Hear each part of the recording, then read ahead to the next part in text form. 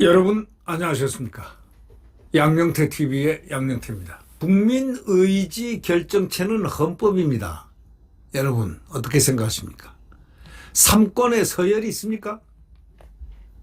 근데 대통령이 권력 서열 운운했습니다. 대통령이 그 정도 인식을 가졌다면 이건 곤란하지 않습니까? 삼권 서열 발상부터가 위헌적이라고 오늘 문화일보 사설자가 지적을 하고 있습니다. 국민의지 결정체는 헌법이라는 거예요. 헌법이 최고의 국민의지를 갖다가 나타내는 결정체다. 이게. 왜? 국민투표로 해서 직접 나중에 국민투표해가지고 만들어낸 그게 헌법 아닙니까? 근데 삼권 서열 발상, 입법부가 높고, 무슨 사법부가 나중에 제일 낫다는 식으로 이렇게 얘기하는 것. 선출 권력이 위고, 그 다음에 간접 권력이 맨 마지막이다. 이런 식으로 얘기를 하고 인식을 가졌던 대통령의 발상은 아주 잘못되어 있다. 위헌적이다. 이런 얘기가 이 사설의 주요 요지가 되겠습니다. 문화일보 사설입니다. 이 국민 주권 의지가 발현되는 장치가 정치고, 우리가 한번 생각해 보세요. 국민 주권 의지가 이렇게 표현되고 발현되고 실행되는 게 정치 아닙니까? 근데 이 사법이란 정치로부터 간접적으로 권한을 받은 것이라는 등 11일 기자회견에서 밝힌 이재명 대통령의 헌정 인식에 동의할 수 없다 하고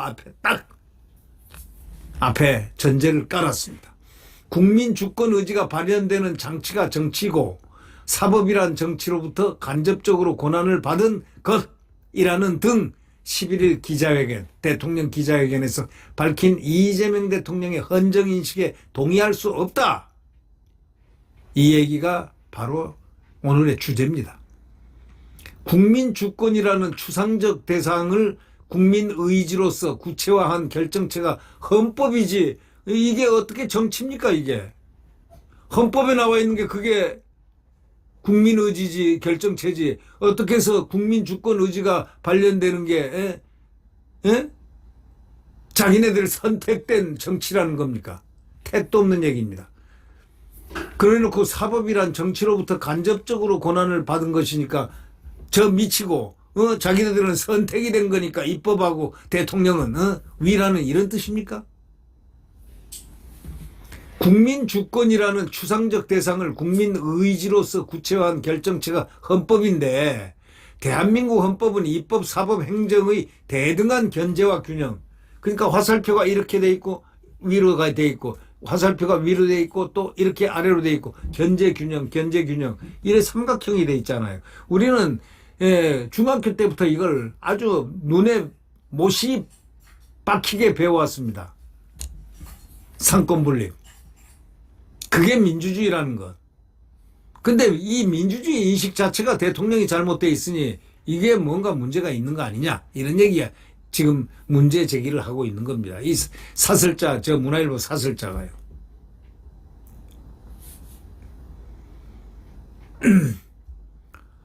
국민 주권이라는 것은 추상적 대상을 국민 의지로서 구체화한 결정체가 헌법인데, 대한민국 헌법은 입법, 사법, 행정의 대등한 견제와 균형이라는 민주주의 일반 원리를 토대로 해서 헌법이 만들어진 거다, 이런 얘기입니다. 이 대통령처럼 법률 전문가가 아니라 일반 국민도 아는 상식에 속하는 거다, 이거예요. 대통령에게 헌법 수호 책무를 부여하고 제66조에 의해서, 그래서 대통령은 선서를 하는 거 아닙니까? 헌법에서 나는 국헌을 준수하고 국가의 헌법을 준수하고 나오잖아요. 근데 그게 무슨 정치가 무슨 상권이 어디가 위라고요? 택도 없는 얘기입니다.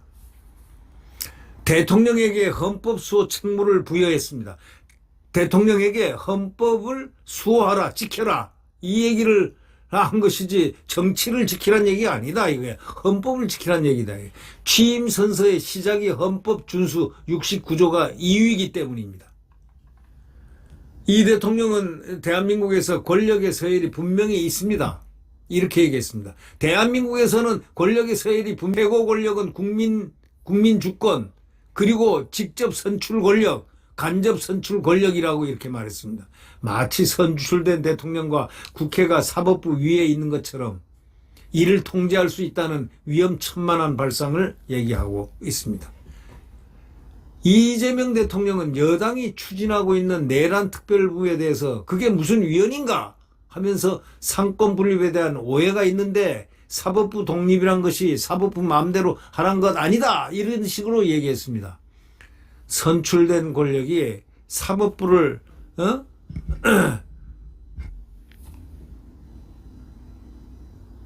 선출된 권력이 사법부를 통제할 수 있다는 취지인데, 공산주의나 사회주의 국가나 독재 국가에서나 그런 논리가 통하지 자유민주 국가에서는 전혀 그거 통하지 않는 얘기입니다.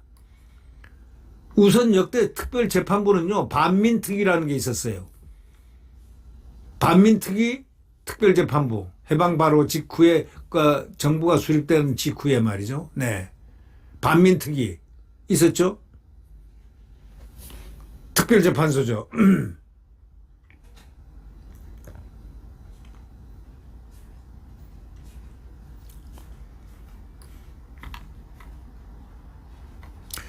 예, 그 다음에 3.15 부정선거 특별재판부 있었습니다. 이승만 대통령 때죠. 그러나 당시 헌법에는요, 특별재판부를 허용하는 조항이 헌법에 나와 있었다 이 말이에요. 이걸 모르고 있었다는 거예요, 이게. 대통령 측근이라든가 대통령 법률비서관이 이걸 모르고 있었다는 거예요. 거기 그 당시에 헌법에는 특별재판부를 허용하는 조항이 존재를 했기 때문에 그게 특별재판부를 만드는 거예요. 그 다음에 헌법에는 그거 없어졌어요. 헌법에도 없는 특별재판부는 위헌이지만 그래도 하고 싶다면 헌법을 개정한 뒤에 해라 이거야.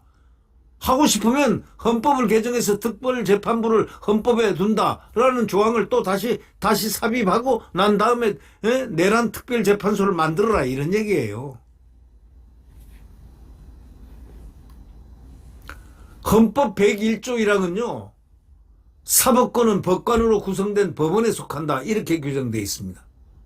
사법권은 법관으로 구성된 법원에 속한다. 사법권은, 그러니까 이거는 행정부가 건드려도 안 되고 입법부가 건드려도 안 되는 겁니다. 사법권은 법관으로 구성된 법원에 속한다고 헌법 101조 1항에 딱 못이 박혀 있어요. 그러나 내란 특별법에는요, 국회, 변호사단체, 법원이 3인씩 추천한 위원회에서 판사를 추천하겠다는 것, 이거는 위헌 중에 위헌입니다. 뚜렷하죠, 그냥. 법관의 독립 보장, 이걸 침해를 해도 된다는 얘기예요. 법관 독립 보장 침해도 된다는 얘기요. 그건 말이 안 되죠. 법관의 독립 보장을 침해해도 된다? 침해도 된다? 법원은 재판의 공정성을 위해서 사건이 들어오면 무작위 추첨으로 법관을 배정합니다. 그리고 특검도 비정상인데 특별재판부까지 설치하면은 피고인들이 판결 결과에 불복할 명분만 줍니다. 헌재가 위헌 결정을 내리면은 재판이 무효가 될 수 있습니다. 그래서 여당의 박희승, 그 판사 출신 박희승 의원이 뭐라 했습니까? 내란 재판부는 상권 분립을 무시하고 계엄을 발동해서 국회로 총칼을 들고 들어오는 것과 똑같다, 이렇게 얘기했습니다. 이 지적이 설득력이 있는 겁니다. 이재명 대통령과 여당이 내란 재판부를 만들고 사법부를 정치보다 아래 두려면 개헌을 먼저 해가지고 거기다 헌법에 딱 정해놓고 난 다음에 국민투표 해가지고 헌법을 고쳐놓고 그 다음에 해야 됩니다. 지금 내란 특별재판부 택도 없는 얘기예요. 대통령의 이 법률적 인식이 바뀌어야 된다라는 것을 지금 헌법이 명하고 있습니다. 우리가 얘기하는 게 아니에요. 문화일보 사설자가 말하는 게 아니에요. 헌법이 말하고 있는 겁니다. 네, 구독 버튼과 엄지를 눌러주시면 감사하겠습니다. 권력에 자꾸 유혹되지 않기를 바랍니다. 권력의 맛에 자꾸 유혹되면은 결국 이 나라가 어떻게 될 것 같습니까? 위험에 빠집니다.